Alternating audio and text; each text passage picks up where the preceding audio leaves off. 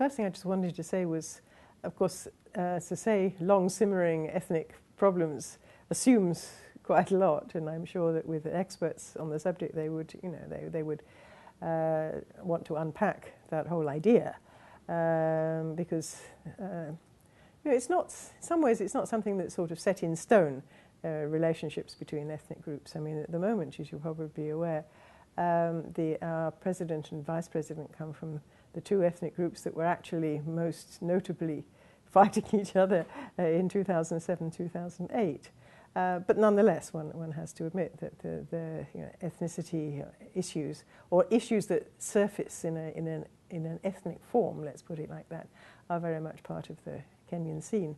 Actually, it's very often a question of land that in the end lies behind or the ethnic unrest. In other words, it's a sort of resentment of people who've maybe come into one's area and have taken land, something, of course, which goes right back to the colonial period.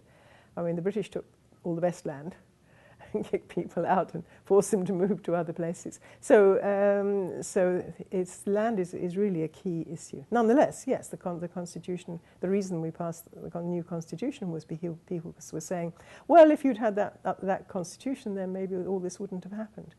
So land is actually a central issue in the new Constitution. And it tries to deal with the sort of historic injustice side of things, but how far back that will go is something still to be decided. But the Constitution does provide for a looking back at what is termed historic injustice in the Constitution, and also for another source of tension, which is not necessarily ethnic, is the grabbing of land, public land, or indeed private land by others, but particularly public land. So that's one area. But not only that, it does, I think it tries to deal with the ethnic issues at a number of levels. One of those levels is, if you like, the more emotional and rhetorical level. So whereas the previous constitution just assumed, people were Kenyan and they were Kenyan and that was it, now they recognize that, number one, national unity is an important value, but at the same time, so it also is being who you are, and your ability to speak your own language, to practice your religion, to practice your culture with people from your group, your ethnic group. So those things are recognized at the level of values in the Constitution. But those values are not just rhetoric, although obviously I think they have an important rhetorical value. But they actually are things which the courts are taking seriously, and they refer to them, and they say, we're reading the Constitution in the light of these values. So things like inclusion and so on are recognized as national values. And then there are the positive rights that are recognized, like the right to practice one's religion and so on, and speak one's own language. And then there's also the recognition of the fact that there are different communities and different ways of life. And the concept particularly comes out of what they term in the Constitution marginalized communities, which means communities whose way of life, like being a pastoralist or a hunter-gatherer living in the forest and so on, has meant that people have not necessarily been fully part of society. And these people also are sort of specifically recognized and their rights recognized. And indeed, hopefully their land issues also will be recognized. So these are some of the ways in which the Constitution tries to deal with these issues.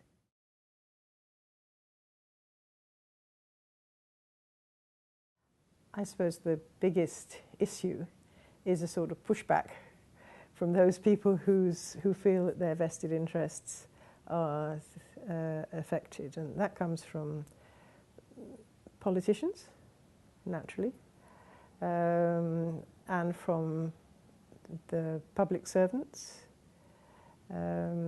whose, take for example, we still have a sort of a structure which Britain often put into its colonies, which was a system of administration with its apex in those days in the office of the governor, and then somebody from that office at the level of the province, and then the district, and then going right the way down to the local communities. So it was a method of centralized control, and turned into also a method of party control during after independence, and a method of knowing what was going on at the low level. So it's a form of intelligence network as well. And in Kenya, it went along with a police force that was closely linked to this structure of what was called originally native administration, because it was the system of administering the African population. And there was a separate police force essentially linked to this. That link, as far as the police, is now has been separated, and that separate police force now has its apex with the other police force. But actually, I think I read that there were more civil servants in that system than there were in the national ministries, and this was the more prestigious place to be. And yet, with a system now of devolution to lower levels of government, they've been involved in the efforts to try and maintain, or so far successful efforts, essentially to maintain that system of a pyramidal structure going up into the office, into the national government. So that's so civil servants as well. Landowners, of course, are worried about the idea of losing their land if issues of historic injustice are actually properly confronted and so on. Some of those people were obviously behind the opposition to the Constitution in the first place, and they haven't given up just because the Constitution has been adopted. So that sort of positive resistance is one. Expense is another. We've set up a system of now not just a national government, 47 county governments, as we call them, and I think there was a hope when the idea was first mooted that it wouldn't necessarily be so expensive, because one had a system of local government, and what happens at the national level should be reduced, and therefore resources could go down to the lower level. But I think that's proving to be unrealistic. I do think it's turning out to be pretty expensive. But so far, I think not so easy to work out how expensive it is. And then it's a sort of revolutionary constitution in some ways. It really requires a lot of changes in people's mindset and attitudes and so on, and they're the hardest things to change.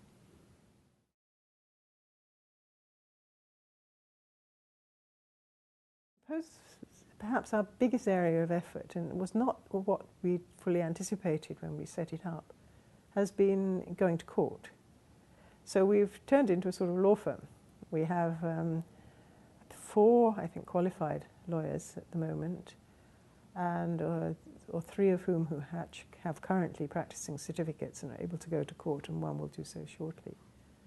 And then Yash and I have legally qualified, but not actually, and myself only as an academic, but he actually would be entitled, I think, to get a practicing certificate, although I'm not sure he'll do it.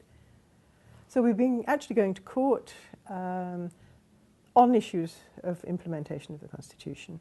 Usually, or most often, not so much representing an individual client, but as a friend of the court. You have, I think, the same possibility in Canada. So that we don't actually support particularly one side or the other. We actually sometimes say, well, on the one side this and on the one side the other.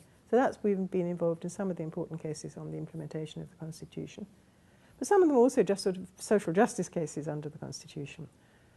Questions of evictions of people from their homes, questions of, one case was eviction of a group of people who, throughout Nairobi, if you go there, you will see that people have rather nice nurseries beside the road, sort of road reserve areas. They were being evicted for what seemed to be no good reason, with no proper notice. And so we actually took that case on their behalf and won, and the judge said the notice was invalid. So at the moment they're still there. Some criminal cases, or cases connected with the enforcement of the criminal law. But mostly they're all involved somewhere or other which of the Constitution. Then we publish stuff, including a book that's being launched here, which is about ethnic relations and pluralism in Kenya. But also in the newspapers, we have a column, fortnightly column, which is usually contributed to by Katiba staff on constitutional issues at the moment in one of the newspapers. Longer than one usually gets in newspapers. You know, usually they say 600, 800 words. This is 1,500 words. And then we have done a few sort of working papers, and we're hoping to move more towards more interaction with more grassroots organizations, publishing small pamphlets and things which people can use and understand, or that local grassroots organizations can use for their own public sensitization, awareness programs and so on.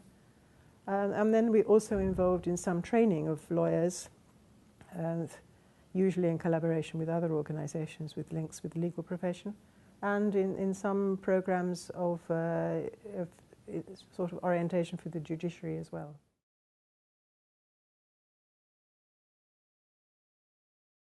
Regrettably limited, I would say. It's such a shame. Even people who expressed views for or against the Constitution at the time when it was being adopted probably didn't read it. You find sometimes people latch on to things which they see affect them. But they'll only look at one side of the argument. And we've had cases that we've been involved with the National Assembly and the Senate, the two houses of Parliament, actually going to court against each other. And to us it seemed fairly clear, and unfortunately the Supreme Court also was of the view that this was a case in which we were amicus curiae. It seemed that if they had really sat down and thought carefully about the Constitution, they wouldn't have needed to litigate it. I mean, a number of cases in which they're taking a sort of blinkered view of what affects them. There's a lot of training programs going on, not just by us. We have a Commission on the Implementation of the Constitution, which has been carrying out programs for various sectors of public decision makers at county levels, national levels, and so on. It's getting better, but people need to know a lot more about the Constitution. Awareness is a real. It's a long process before it trickles down to the awareness. Right, yes. I mean, it's true everywhere. In fact, Kenyans as a nation are probably more aware of their Constitution than you would find in most countries. And most of them like it, but even they only know about certain bits of it.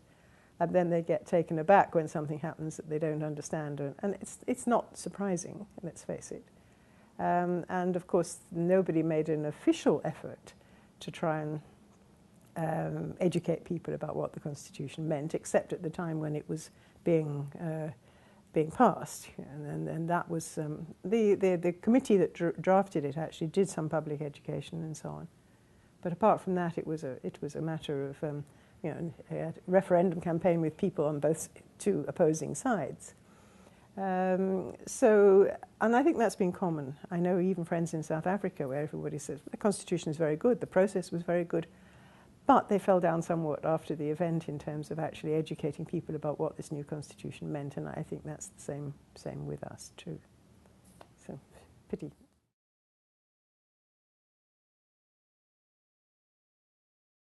There are sort of two questions really. One is why devolution at all, and then why to the county level.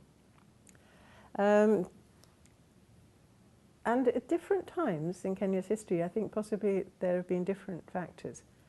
My husband and I have just been to a conference in Spain in which we are doing a paper as a case study on Kenya and how constitution making links to the question of territorial divisions within the country. And at the time of independence, there were groups arguing for, some of them taking seriously, demands for actually leaving the country. some of the Somalis, and then on the coast. So at that point there were genuine tensions about the survival of the country. More recently, that seems to be less of an issue. It's been a resistance to the heavy degree of centralization under the regimes from independence onwards. That has been a really important factor. People felt that decisions were never being made where they're close enough for them to understand what those decisions were. They were all being made in Nairobi, basically. And at the local level, they were being made by, sometimes by local government, but elected local government wasn't a great success. It was very much under the thumb of the national government. Some of the members of local government were nominated from Nairobi. Local government councils could be easily sacked by the minister and so on. So it never really took off as a true centre of local government and local democracy. So people were feeling everything was being done in Nairobi. So they were saying, we want the decision-making to be closer to home. One of the things we're exploring is how far the fact that this was an issue at the time of independence and that the initial constitution was actually a constitution for a national government and provincial governments, or called regional governments, which was actually demolished within a year. But it entered Kenya's political sort of lexicon, which was, although in the Swahili word, majimbo, meaning regions. So it was part of people's conversation. So how far that influenced the way in which the structure was set up for a constitution-making process beginning at the end of the 1990s is one of the questions we're actually trying to explore.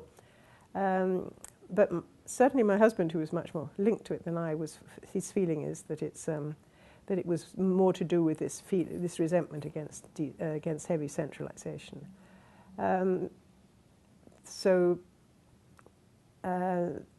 Then, there's the question of what levels. We now have 47 counties. Excuse me. I better take some water and resume the sentence.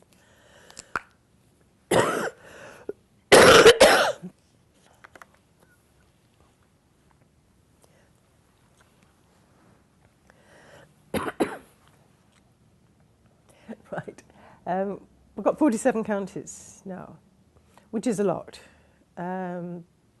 Probably too many. But there was an existing concept of the district, which was part of this system of native administration, provincial administration, that people sort of understood and they identified with. And so quite a lot of people were saying, well, we want to be making decisions at the district level. Actually, 47 counties was the number that, or districts, was the number that existed early on in Kenya's political life in the early 60s. And then after that, presidents started to create more and more of these things. So the committee that finally drafted the constitution said, we think we better stick with the ones that were legitimately created, 47 of them, and use that as the basis for a system of more localized government. And rejected the idea of having an intermediate level which would have had some of the functions and so coordinate the activities of the more local level. And that might have been a slightly less expensive model, but they felt that the counties were something that people could relate to. And certainly people do seem to be relating to them. People are talking about, even before last May, April, when the elections took place, or March when the elections took place, people were beginning to say, I come from such and such a county, and so on. So they're beginning to sort of develop a sense of that local identity and autonomy.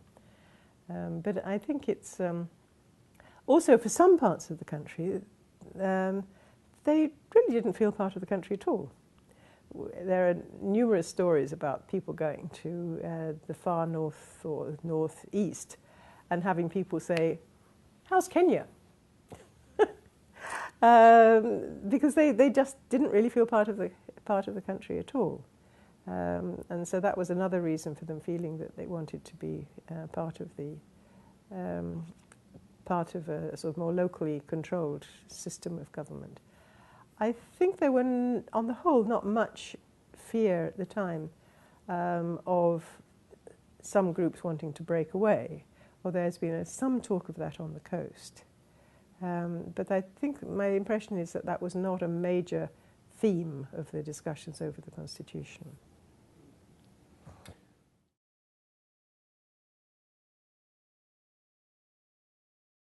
Does it in Canada? I mean, it's a very common issue, isn't it? I mean, are you? And I think there is a problem. I think one can't deny that if you start to identify, with a smaller group more, that may strengthen your sense of local identity. The Constitution hopes that, in a sense, doing that is actually a springboard for a greater sense of national unity as well. But the truth is that the units, the 47 counties, were originally based on designs drawn up by the colonial government. And the divisions were essentially on ethnic lines. Not rigidly, but that was the image, I think, that the colonial government had. So these people live here, these people live here, these people live there.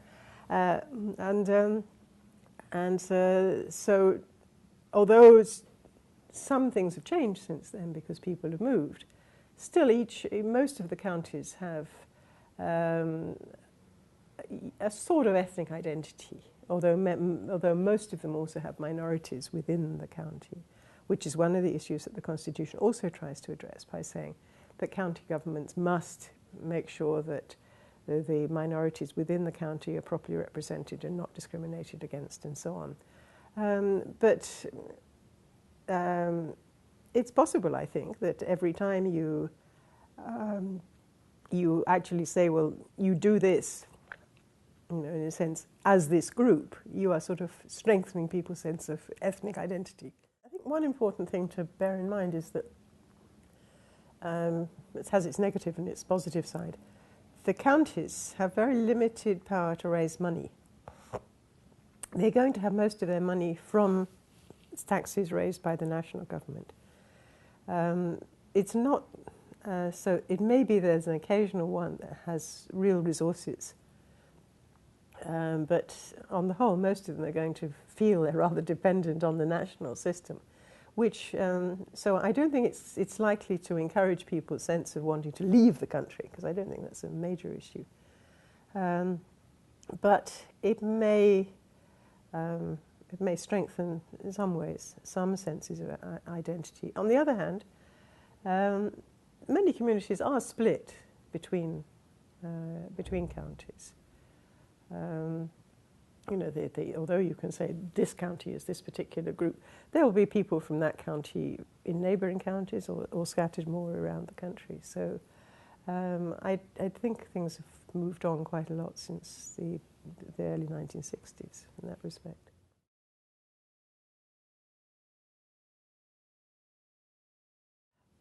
Well, Kenyans, of course, includes the people, the government, and the structures. And from the perspective of government, I think they need to put in considerable effort to making sure that everybody does feel part of Kenya. In fact, I was going to say that one of the reactions, one of the reasons perhaps for having a system of devolution was that there was a positive policy in Kenya from, I think it was 1965, when the idea was that in order to develop, you had to focus on those parts of the country which had the greatest development potential. I suppose it was a trickle-down theory. So you develop this part of the country because this had the potential, the resources, the people, educated people, and so on, and eventually things would spread out and benefit everybody else. But the result of this was that people really felt excluded in the more peripheral areas. And I think the Constitution is more of a commitment to more even development. And the government needs to, and the government should be to some extent forced into that, making sure that the allocation of national revenue to the counties is on the basis of need and so on, and on the principles of more even development. But that's not the only thing the government has to do, and the government has to. You've probably read that there have been major issues recently in terms of relationships between Christians and Muslims on the coast, and there's a very bad feeling in some ways at the moment about the relationship between the Muslim community and the rest of the country, made worse because of Kenya's military involvement in the south of Somalia, and then fears that this is leading to radicalization of the Muslim youth on the coast. And this becomes a sort of mantra. It's without it actually being explored. What does radicalization mean is what is actually happening. And there seem to be inadequate skills and commitment to dealing with this in a way that enhances the Muslim community's feeling of being part of the country, and may actually lead to I think, to some quite dangerous feelings of alienation on the part of the Muslim community. So that's at the government level. But in terms of people's involvement,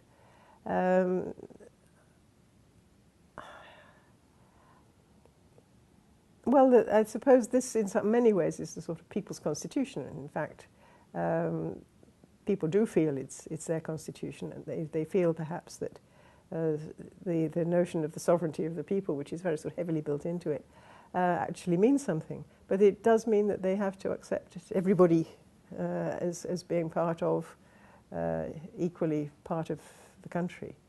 And again, maybe